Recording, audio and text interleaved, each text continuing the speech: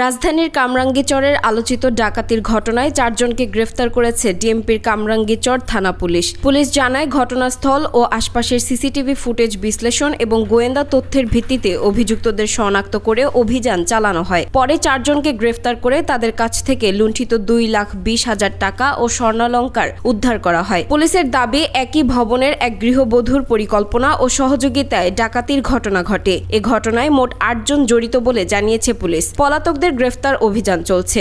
উক্ত ডাকাতির ঘটনার সাথে প্রত্যক্ষভাবে জড়িত থাকার অভিযোগে কামরাঙ্গীচর থানা পুলিশ কামরাঙ্গীচর থানা এলাকায় অভিযান পরিচালনা করে এ পর্যন্ত 4 জনকে গ্রেফতার করেছে।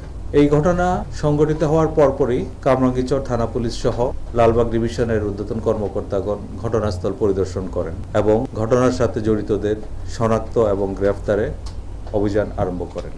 রিপন মিয়ার দেখানো তথ্য মতে তার বাসা হতে লুণ্ঠিত নগদ 1 লক্ষ টাকা উদ্ধার করা হয়।